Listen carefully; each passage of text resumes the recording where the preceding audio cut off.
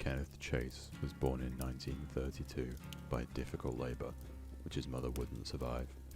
This event drove a rift between him and his father that never closed. As the boy grew, so did his father's resentment and his drinking habit. By the time Kenneth was at school, they lived mostly separate lives. Academically, he was unremarkable, coasting by on his significant athletic prowess. He grew tall and strong, excelling at track events, but shunned any attempts to coax him into team sports. On his walk home from school, he would often find feathers on the ground, and he soon began a collection, keeping them in a cigar box under his bed. With his father either at work or in an alcohol-induced stupor, Kenneth had hours to spend alone, transfixed by the regularity of the feathers' barbs and the feeling of softness as he ran them over his lips. Watching the birds that came to the feeder in his garden, he imagined how soft they must be, and resolved to catch one. He ingratiated himself with the local dentist, soon procuring some anesthetic. Using this, he rigged up a trap on the feeder that he'd hoped would knock out a bird long enough that he could touch it. After a few failed attempts, he managed to trap a robin. As it laid in his hand, he felt a sudden rush of a life at his mercy. He'd planned to release it once it recovered from the anesthetic. Instead, as his eyes flickered back into consciousness and it began to struggle, his grip remained firm. His fingers slowly tightened around its throat, squeezing until its chest's feathers were finally still. He disposed of the body, keeping just a feather, with which he started a new collection, discarding the others as fake. By the late 1940s, Kenneth had left school and started working as a busboy at a local diner. He had also escalated to larger prey, like squirrels, raccoons, and dogs, becoming skilled at customizing the anesthetic dosage for each. In early 1954, a young man went missing, and the town was turned upside down in the search. A few months later, Kenneth's father, while doing some work in the crawl space under the house, found a cigar box. He broke it open and saw, to his horror, that it contained feathers, animal paws, and a man's finger. Returning from work, Kenneth saw his father leaving the crawl space with the cigar box in his hands. He turned on his heel and never went home again. After a few weeks of living rough, he encountered a traveling circus, and, with his prodigious strength, was hired to work the ropes. He assumed a new name, Jeffrey Hawk. Suddenly surrounded by a close-knit community, Jeffrey had to learn to socialize. He donned a new personality like a disguise, quickly becoming known as charming and helpful, and was welcomed into his new family. Over the next decade, he stayed with the circus, traveling the length and breadth of the United States. But with the itinerant life providing few repercussions, he fell into bad habits. Drinks, junk food, drugs. He indulged in all of them to excess. For a time, these vices were enough, but then his old urges returned, and his nomadic existence became a cover for him to resume killing. He stole clothes and makeup from performers, fashioning a disguise that would let him get close to his victims before he anesthetized them, bringing them back to his caravan, where they would awake to find themselves bound and at his mercy. He would finally get to have fun, mentally and physically torturing them, their screams fueling him, before being lost in the night. Once their strength was at its lowest, he would carefully examine their fingers, searching for the prettiest, running them over his tongue to find the tastiest. Once he found the best, he would cut it from their hand and proudly add it to his collection, disposing of the rest of the body as pointless waste. Men, women, young, old, he didn't care. The essence of a good collection is in the variety, in the memories and stories they evoke. He removed the costume, less and less, shedding his old personality with it, fully embracing the clown, his true self. With time, he became complacent and sloppy. A victim managed to work free of her bindings while he was sleeping off the drink. She escaped, screaming for help, and he awoke to find the rest of the circus bearing down on him. He whipped his horse and the caravan disappeared into the night. Since then, he has roamed the country, a parasite who could always be found at a carnival or a circus, but who would never be seen on any playbill. He lured those brave or foolish enough to come near, trapped them, and moved on before they could be found missing. Somewhere along the way, he left the ordinary roads of the United States behind him, traveling through a veil of mist and entering a new realm. It was a place of transience and impermanence, perfectly suiting the life he had chosen to lead. Feeling more at home than he had his entire life, he set up camp and waited for his first visitor.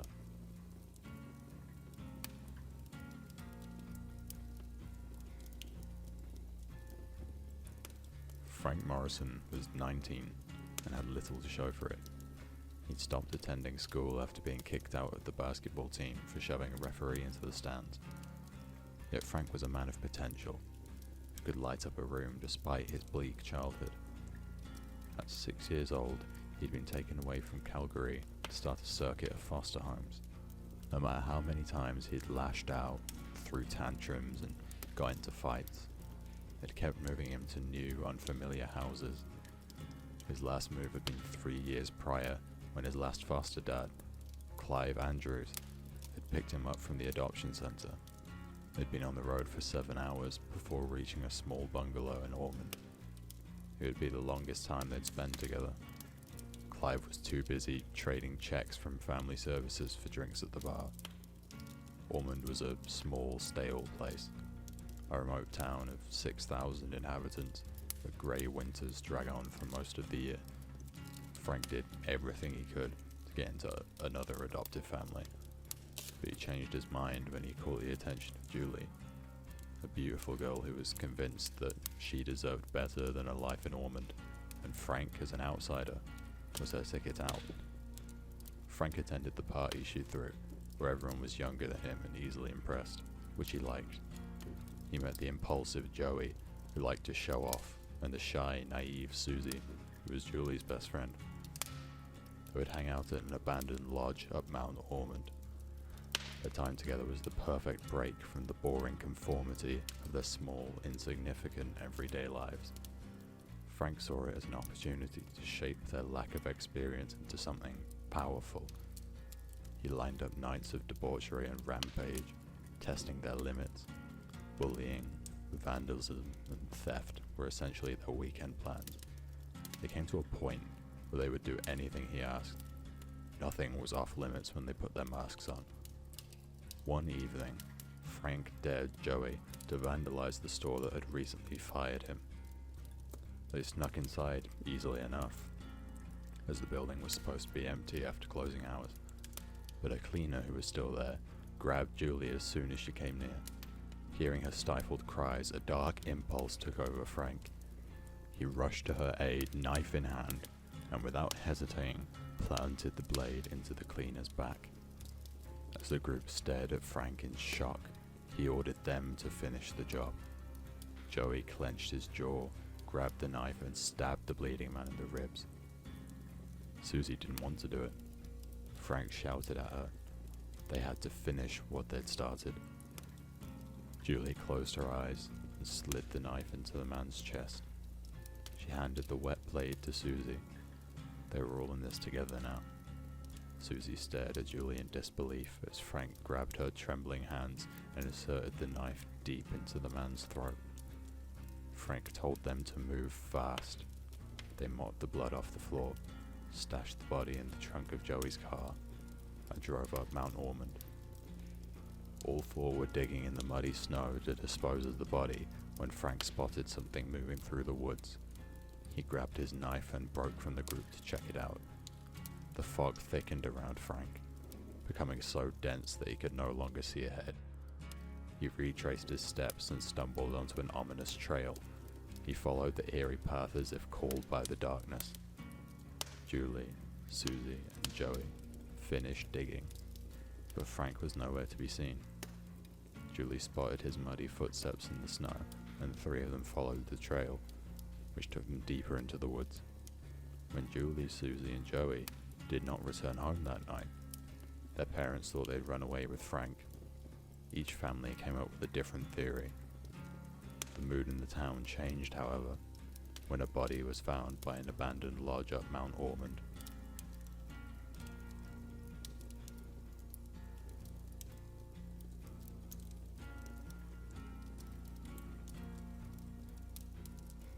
When she was 5 years old, her dearest, the youngest of a family of 7, was left on the brick-red burning steps of the Temple of Purgation at the center of Babylon.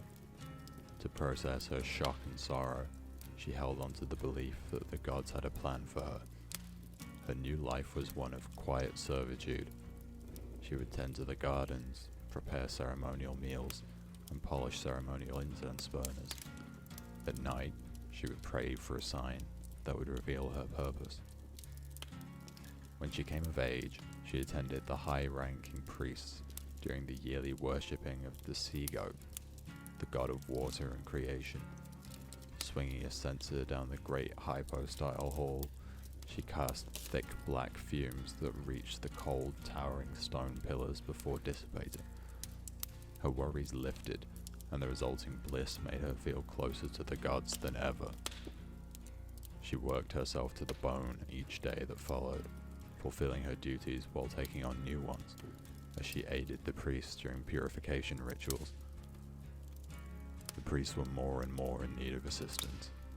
Cleansings were being performed daily to answer the demand from outside the high temple walls, where a catastrophic plague had resurfaced. Within months, the priests contracted the disease. It didn't take long before they became too weak to perform any kind of ritual. Adiris, having assisted many purification rituals, was the only one able to carry on. The swelling panic had to be contained, even if by a novice. Anxious before her first ceremony, Adiris visited the priest's sanctuary chamber. When she lit the candles, she noticed a narrow opening at the back. Sliding through the gap, she reached a crypt hidden underneath the sanctuary. The chamber was bare, except for the golden statue of a woman who stood with outstretched hands, her fingers covered in jewels. It was the sign Adiris had been waiting for. The great hall was packed with followers who bowed down as Adiris entered.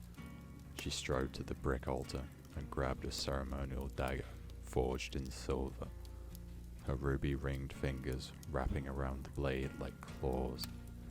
The sudden display of luxury intrigued the followers, who were struck already by her youth and beauty.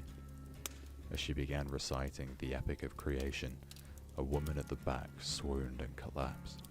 Adiris rushed to her and noticed the black blisters covering her feet. Without hesitation, Adiris grabbed her sacred blade and swung it at her own foot, severing a toe. Then she offered the bloody part to the gods, asking them to protect the woman. A silence fell over the followers, who revered Adiris as their new priestess.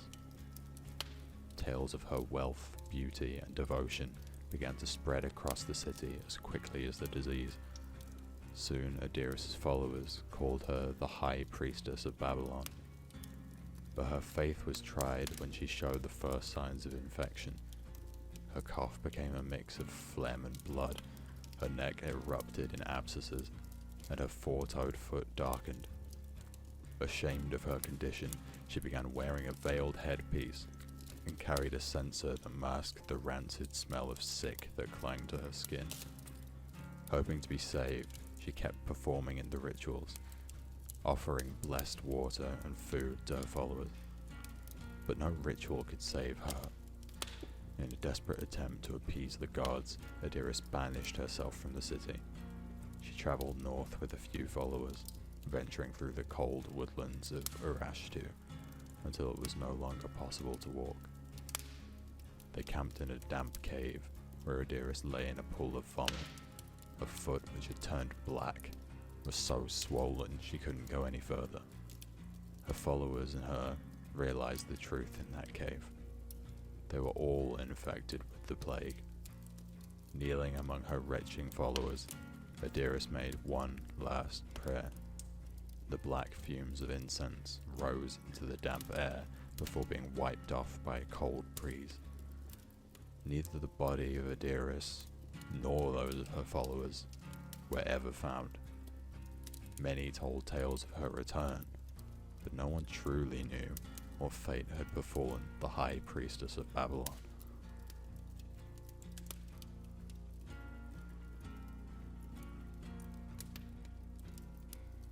A blooming mouth of needle-like teeth for a face, large, curved, razor-sharp claws, and powerful legs to pounce on victims make the Demogorgon a frightening monster to face in any dimension.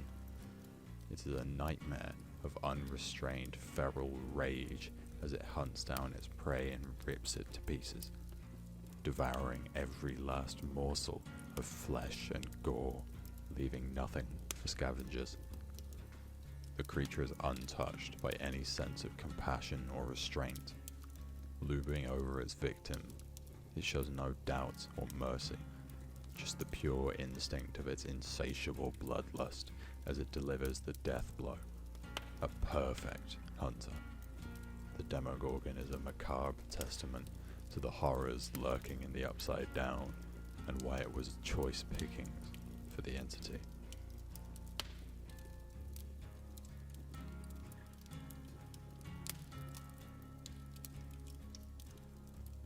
Danny Johnson, known as Jed Olson by some, grabbed the newspaper from the kitchen counter. It was a week old, but his face was on the front page, grainy and sunken. It was one of those muggy afternoons in Florida where heat and humidity permeated everything in the kitchen, making him sweat while standing still. He slouched in a damp chair to read. This article had better be good. His work in Roseville had been outstanding. Ghostface disappears, June 18th, 1993. At first glance, Jed Olson was a modest and enthusiastic freelancer with experience in a variety of small newspapers. The staff at the Roseville Gazette appreciated how easygoing and honest he seemed, and so he was treated as a stranger for no more than 5 minutes into his interview.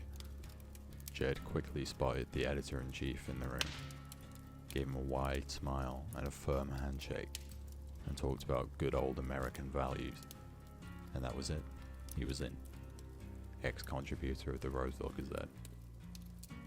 Olson never justified his erratic career path, which zigzagged between several small towns from Utah to Pennsylvania. There was no verification of his previous jobs. He had a decent portfolio, plus a good attitude, and they needed a contributor right away. The Roseville murders. Olson had been working at the newspaper for 5 months when the Roseville murders began. Victims from young to old, stabbed to death in their homes. From the reports, the victims seemed chosen at random, yet the killer knew his way around in the houses. The multiple stab wounds indicated a personal motive. No traces of DNA were found. The local police were confounded. The murders were carried with fury akin to a crime of passion, yet coldly premeditated. The murderer also liked to stalk his targets. 2 victims had reported being followed on their way home by a dark figure a few days prior to their death. The killer would follow them from Walleyes, a small bar in northern Roseville, and snap pictures of them at home while looking for a way in. He could watch the same victim for weeks, meticulously registering their habits and routines. When he felt the urge to kill, he'd visit the most vulnerable victim on his list and break inside the house quietly. The whole staff worked on the Roseville murder story. Olson was often sent to interview the family of victims and relay official statements from the police. Unknown to everyone at the time, his involvement added to the final body count. The ghost face. Panic swelled in Roseville when Olson produced footage of a hooded figure breaking into a house at night. The masked face, a white blur in the dark, stared at the camera for a second, before disappearing inside. The ghost face caught on tape was the resulting article, written by Olson. He seemed proud of his work at the time, enjoying how the whole town feared his ghost stories. Weeks later, Olson left a note on his work desk and disappeared. I hope you liked my stories. I enjoyed bringing them to life.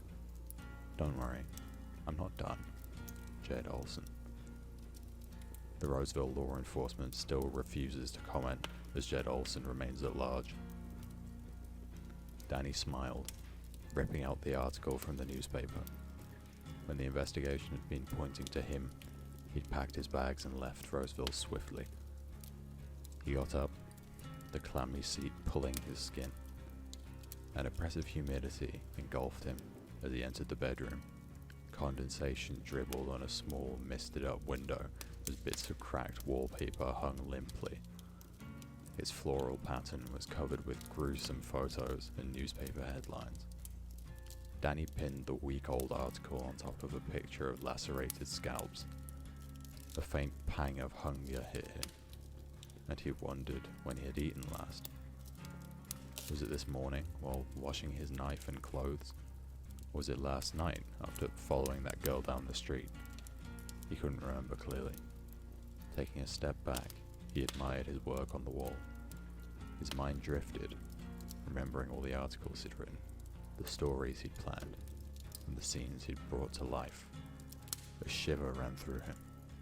The chilling breeze transformed the bedroom's humidity into an opaque, freezing fog. A woman shrieked. Dead leaves crunched under his feet. He smiled in anticipation.